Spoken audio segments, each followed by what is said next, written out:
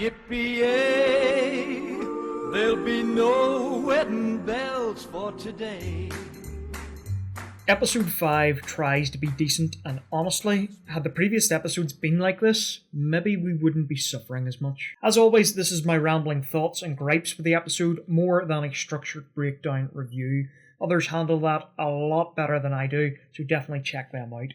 But let's get into it, and of course, spoilers ahead. Episode 5 means there's only 3 episodes left, and we're now starting to ask more questions than progressing the non-existent plot.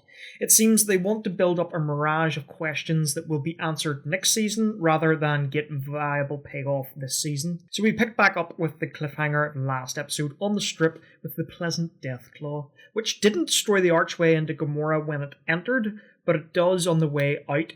Or was he always in there and only coming out now? I don't know, but it's interesting. Turns out he isn't the only one living there on the strip, and 3 more show their heads.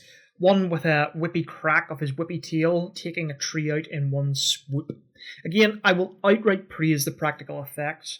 It is so good to see, and genuinely gets a that's real reaction out of me every time I see it. But this sequence is cut short as the travel gang does a run and slide under a chained fence. You're meaning to tell me that a Deathclaw can bust into the strip, take over the strip, take out a tree with a whip of its tail, but oh no, a chained link fence is... it's a no-go. Come on. Anyway, we time jump to the morning again. Why? It just seems a bit strange, but sure.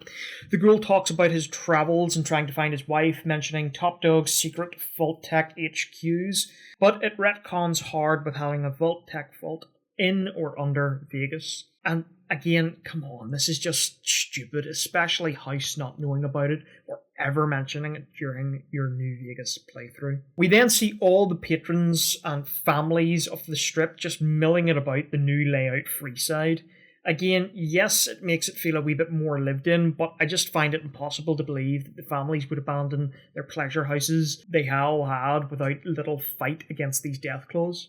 They explain that the Deathclaws have came up from Quarry Junction, but again, they got into the strip, but didn't tear through Freeside to do it. I mean, I'd have a better time believing you if it was the Tunnelers from the Lonesome Road DLC, but Deathclaws?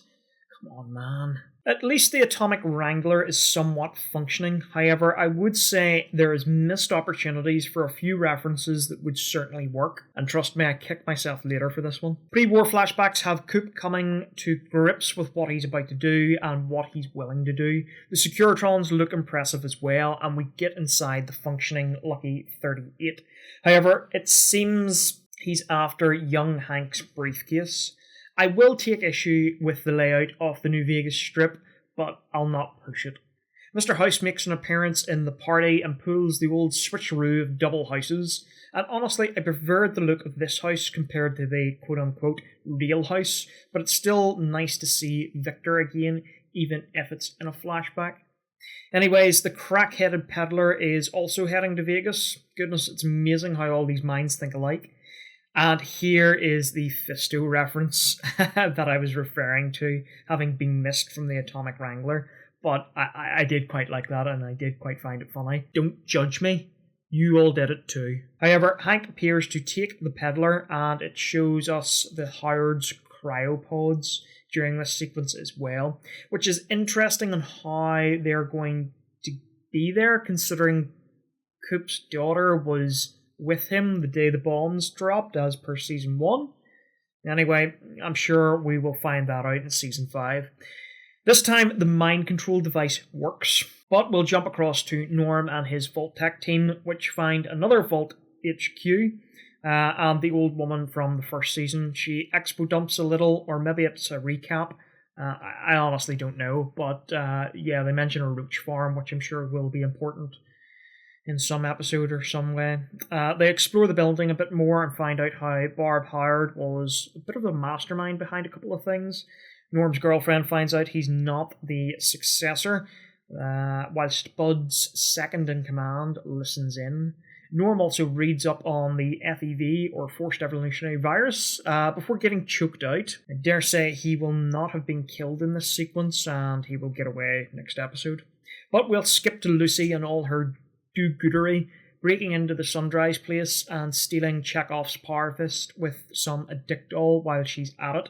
I actually thought they were going to pull a little switcheroo and make this out to be Jet and get her even more addicted, but no, it turns out just to be addictol. Turns out the store's owner's dead and he's cut up in a bin. Maybe the new guy's a cannibal, possibly from the Ultralux, who knows? But it ends in a shootout. Lucy kills him, feels bad, and has some self-actualization or self-realization. Pre-war Coop confronts House. They talk about the Deathclaw experience in Alaska, the future, and his wife.